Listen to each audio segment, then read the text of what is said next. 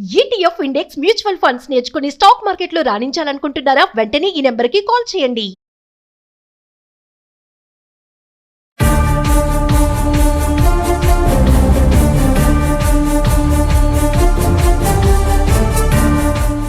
నమస్తే, welcome to Suman TV. ప్రస్తుతం మనతో పాటు రామ్మేటి గారు ఉన్నారు. వీరితో ఈరోజు మనకి రాజేంద్ర నగర్లో జరిగిన ఇన్సిడెంట్ గురించి మాట్లాడదాం. హలో అండి, రామ్ గారు నమస్తే. నమస్తే అండి. చూస్తున్నాం కదా, ఇప్పుడు మనకి రాజేంద్ర నగర్లో ఒక ఇన్సిడెంట్ అనేది మనకు షూట్ చేసుకోవడం చూసాం. అందులో ఏంటంటే ఒక మహిళ, మామూలుగా అందరూ తిరిగే దారే అది, అక్కడ కాకపోతే తను చనిపోయి అక్కడ పడుంది. అది ఆల్మోస్ట్ కుళ్ళిపోయే స్టేజ్ లో ఉంది. అంతవరకు ఎవరు దాన్ని గమనించలేదు అని వస్తున్నాయి న్యూస్. దీని గురించి మీరు ఇచ్చే ఇన్ఫర్మేషన్. మనకి వచ్చిన ఇన్ఫర్మేషన్ ప్రకారం చూసుకుంటే ఆ బాడీ కుళ్ళిపోయే స్టేజ్ లో ఉంది, ప్లస్ కాల్చేశారు కూడా. అండ్ కాల్చిన టైంకి ఒంటి మీద దుస్తులు కూడా లేవు. బేసిక్ గా దగ్గరలోనే తను వేసుకున్న ఈ చున్నీ కానివ్వండి, ప్యాంట్స్ కానివ్వండి, అది దగ్గరలోనే పడి ఉన్నాయి. తన పేరు బేగం అనేసి గుర్తించారు. అయితే మిస్సింగ్ కేస్ ఎక్కడైనా నమోదైందని ఫస్ట్ వాళ్ళు, అంటే ఈ శవం కనపడిన తర్వాత పోలీసులు ఏంటంటే చుట్టుపక్కల గ్రామాలలో ఎక్కడన్నా సరే మిస్సింగ్ కేసెస్ ఏమైనా నమోదైనాయని చూసి వాళ్ళు ఒక దగ్గర నమోదైంది అని తెలిసిన తర్వాత కోరిలేట్ చేసుకున్నారన్నమాట. ఆ అమ్మాయి పేరు బేగం, ఎవరైతే మిస్సింగ్ కేసు ఉందో. ఇక్కడ చూస్తుంటే నల్ల దుస్తులు ఉన్నాయి ఇవి. సో ఆబ్వియస్లీ తనే కనిపించాయి కాబట్టి తనే అయి ఉండొచ్చు అనేసి వాళ్ళు నిర్ధారించారు. అండ్ ఇంకోటి ఏంటంటే వాళ్ళ హస్బెండ్ ని కూడా పిలిపించి, అసలు మిస్సింగ్ కేసు పెట్టిందే వాళ్ళ హస్బెండ్.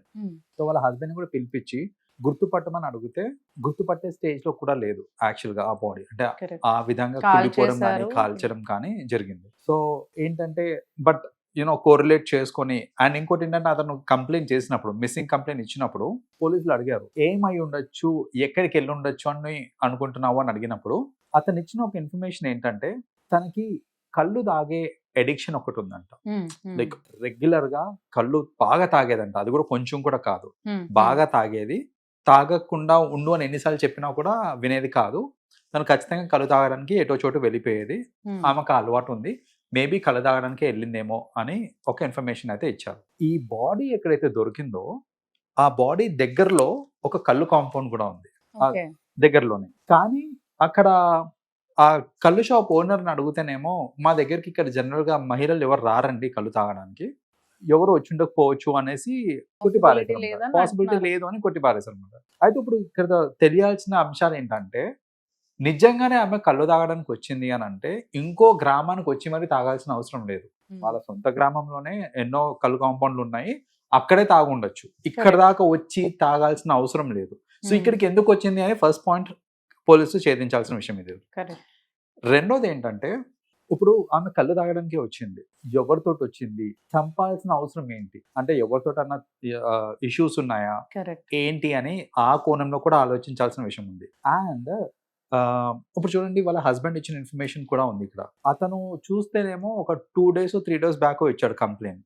ఇక్కడ శవం చూస్తేనేమో కుళ్ళిపోయే స్టేజ్ లో ఉంది, డీకంపోజింగ్ స్టేజ్ లో ఉంది. అంటే ఇప్పుడు మనం we have to draw dots here as well, అంటే కనెక్టింగ్ ది డాట్స్. హస్బెండ్ మీద అనుమానించొచ్చు అంటారా? పాసిబిలిటీ. ఎందుకంటే ఇప్పుడు చూడండి, కుళ్ళిపోయే స్టేజ్ వచ్చింది, అతనేమో 2 days బ్యాకే ఇచ్చాడు అని అంటే. ఎందట్టు మీరు అన్నట్టు ఆ ఊర్లో కూడా తాగొచ్చు, కళ్ళు తాగాలి ఒకవేళ తను అనుకుంటే ఆ ఊర్లోనే తాగొచ్చు. అవును, పర్టికులర్ గా అది మెన్షన్ చేశాడు, ఆమె కళ్ళు తాగే అలవాటు ఉంది, ఇలా ఎక్కడంటే అక్కడ వెళ్ళిపోతుంది చెప్పకుండా అని మెన్షన్ చేశాడు. కాబట్టి మేబీ పాసిబిలిటీ సస్పెక్ట్ అంటే ఖచ్చితంగా అతనే చెప్పడానికి లేదు, కానీ ఖచ్చితంగా ఇంట్రోగేట్ చేయాల్సిందే. ఎందుకంటే వినెవర్ ఈ మధ్య చూస్తున్నాం కదా ఇన్స్టెన్సెస్, లైక్ సొంత వైఫ్స్, సొంత హస్బెండ్స్ వాళ్ళ స్పౌస్ ని చంపడం అనేది జరుగుతుంది. సో ఇలాంటి కేసులు ఏంటంటే తనని కూడా అనుమానించాల్సిన విషయం అవసరం ఉంది ఇక్కడ.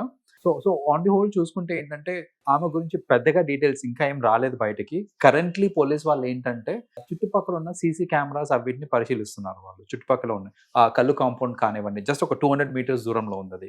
ఇంకోటి ఏంటంటే కొంచెం దూరంలో హై రైజ్ అపార్ట్మెంట్స్ అవి ఉన్నాయి. సో ఆ హై రైజ్ అపార్ట్మెంట్స్ కి సంబంధించిన సీసీ కెమెరాస్ కూడా చెక్ చేస్తున్నారు. ఇట్ ఈస్ డిఫికల్ట్, అంటే అక్కడి నుంచి కరెక్ట్ గా గుర్తించడం డిఫికల్ట్. కానీ అట్లీస్ట్ ఆటోలో వచ్చారా లేకపోతే నడుచుకుంటూ వచ్చారా ఆ పర్టికులర్ ప్లేస్ కి, ఎంతమంది వచ్చారు ఏంటి అని ఆ బేసిక్ డీటెయిల్స్ తెలిసే అవకాశం ఉంది. కాబట్టి కరెంట్లీ వాళ్ళ ఆ సీసీ కెమెరాస్ ని కూడా చూస్తున్నారు. సో ప్రస్తుతానికి ఇంకా యునో హస్బెండ్ ని సస్పెక్ట్ చేయొచ్చు, లేదంటే ఇంకా వేరే ఎవరైనా పర్సన్ ఇన్వాల్వ్డ్ ఉన్నారేమో చూడొచ్చు. మీరు అన్నట్టు ఎక్కడో చంపేసి ఇక్కడ తీసుకొచ్చి పడేయడము, లేదంటే కాల్ చేయడము చేసి ఉండొచ్చు. Right. And the thing is like మనకి 2-3 days తర్వాత కనిపించింది అది. అక్కడ జనసమూహం ఉంది అయినా కానీ అది బయటపడపోవడానికి, అంటే లైక్ పీపుల్ ఎలా తిరుగుతున్నారు అంటే ఎలా చూస్తున్నారు మనకు తెలియదు, కానీ అసలు పక్కన ఏం జరుగుతుందో కూడా కొంతమందికి ఏమీ తెలియదు. కరెక్ట్. సో ఇప్పుడు 2-3 days నుంచి శవం అక్కడ ఉంది, కానీ పోలీసులకు ఎవరు ఇంకా చెప్పలేదు అని అంటే చెప్పలేదు. అది కూడా కొంచెం బాధాకరం యాక్చువల్గా. ఎందుకంటే జనాలు ఈ మధ్యన ఏంటంటే మనకెందుకులే అన్నట్టు మనకెందుకులే చూసేసి అనేసి, వెళ్ళిపోతారు. లేకపోతే they not even worried about what is happening. ఇప్పుడు నిజంగానే నాకు అనిపించింది ఏంటంటే అబ్బా ఇప్పుడు ఎవరు పోతారు పోలీస్ స్టేషన్ కి, ఎవరు చెప్తారులే అనే నోషన్ లోనే ఉంటారే కానీ నిజంగా కొంచెం ఎఫర్ట్ తీసుకొని ఇది ఓన్లీ ఈ శవం విషయంలోనే కాదండి, నేను చూస్తూ ఉంటాను యాక్సిడెంట్ అయినప్పుడు కూడా ముందైతే ఇంత గ్రూప్ జమ అయ్యేది, ఇప్పుడు ఒకరు కూడా అలా చూసుకుంటూ వెళ్ళిపోతారు. అందరూ they are just passing by and 108 కి ఎవరో ఒకరు కాల్ చేసి ఉంటారులే అనే ఒక నోషన్ లో వదిలేస్తున్నారే తప్ప, లేదా మనకి ఎందుకులే అని వదిలేస్తున్నారు, కానీ నిజంగా ఆగి హెల్ప్ చేసే వాళ్ళు చాలా తక్కువ మంది ఉన్నారండి. సో ఇప్పుడు చూస్తుంటే కూడా ఏదైనా యాక్సిడెంట్ అయింది కింద పడి కొట్టుకుంటున్నారంటే అలా వెళ్ళిపోతా ఉంటారే కానీ పాస్ అవుతూనే ఉంటాయి. నాకు Yeah. ఎంత సాడ్ అనిపిస్తుంది అంటే Right. అసలు ఒక్కరు కూడా అసలు నించొని కనీసం ఏమైందని చూసే అంత కూడా ఇవ్వరు. Right. ఎవరిది వాళ్ళు చూసుకుంటా మన పని మనం చేసుకుందాం అన్నట్టు వెళ్ళిపోతూ ఉంటారు. రైట్. సో ఇలా పట్టించుకోవట్లేదు కాబట్టి ఈ ఇన్సిడెంట్స్ ఎక్కువైపోతున్నాయి ఎక్కువ. చెప్పాలంటే. ఇప్పుడు ఏంటంటే అంత ధైర్యంగా పక్కకు తీసుకెళ్ళి పోనీ మరీ ఐసోలేటెడ్ ప్లేస్ కి తీసుకెళ్ళాలంటే అది కూడా కాదు. Correct. అది చెప్పాలంటే తిరిగే place తిరిగే ఏ. ప్లేసే, జనాలు తిరిగే ప్లేస్ లోనే అయింది ఇది. సో ఇలాంటి ఇన్సిడెంట్స్ ఇంకా అవుతున్నాయి, పట్టపగలు అవుతున్నాయి అని అంటే జస్ట్ బికాస్ జనాలు నేను మొన్న రీసెంట్ కూడా చూసానండి, ఎవరో ఎవరినో చంపేసి రోడ్డు మీద కూర్చొని అవును నేనే చంపావు ఇప్పుడు ఏంటి Oh. అని అంటాము. సో అంటే ఎందుకు జనాలకు అంత భయం లేకుండా పోయింది అని అంటే ఎవరైనా జనాల దానికి నుంచి reaction రియాక్షన్ ఎక్కువ రావట్లేదు రావట్లేదు. కాబట్టి. సో ఒక మాబ్ రియాక్షన్ ఏదైతే ఉంటుందో అది లేదు కాబట్టి చాలా మంది అదే ఏంటంటే మనము అరబ్ కంట్రీస్ లో చూసుకుంటే ఇలాంటి క్రైమ్స్ అనేటివి చాలా స్ట్రిక్ట్ ఉన్నాయి వాళ్ళకి చట్టాలు అనేవి. అక్కడ క్రైమ్ రేట్ తక్కువ ఉండడానికి ప్రైమరీ రీజన్ అదేనండి. ఏంటంటే చట్టం చాలా ఫాస్ట్ గా దారుణంగా ఉంటుంది ఉంటది అండ్ వాళ్ళకి వెరీ స్ట్రిక్ట్ శిక్షలు. గా కూడా ఉంటుంది. Yes.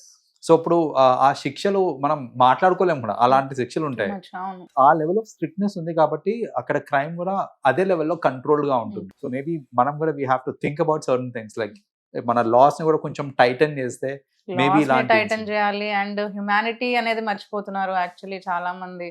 అది కూడా లైవ్ పెట్టుకుంటే ఇలాంటి ఇన్సిడెంట్స్ లో అరే నేను ఏమన్నా చేస్తే ఎవరో ఒకరు వచ్చి అడుగుతారనే భయం ఉంటుంది కదా వాళ్ళకి కరెక్ట్ కనీసం. Correct. So we have to educate people also like మనం సొసైటీలో ఉన్నప్పుడు ఒక రెస్పాన్సిబిలిటీ అనేది తీసుకోవాలి టువర్డ్స్ సొసైటీ అనేసి. అండ్ ఈ సొసైటీ సేఫ్ ఉండాలంటే ఒక్కళ్ళ వల్ల కాదండి, ఉత్త లా వల్ల కాదు, ఉత్త పీపుల్ వల్ల కాదు, కంబైన్డ్ గా అందరూ అందరం కూడా. కంబైన్డ్ గా పెట్టే ఎఫర్ట్స్ తోటే will have a safer society. So ఈ సంఘటన పట్ల అయితే ఇంకా ఇన్ఫర్మేషన్ మనకు రావాలి కాబట్టి మోర్ ఇన్ఫర్మేషన్ మనకు వచ్చినాక దాని గురించి మనం మాట్లాడుకోవచ్చు ఇంకా మేబీ. షూర్. థ్యాంక్ యూ అండి, thanks for sharing information. You welcome.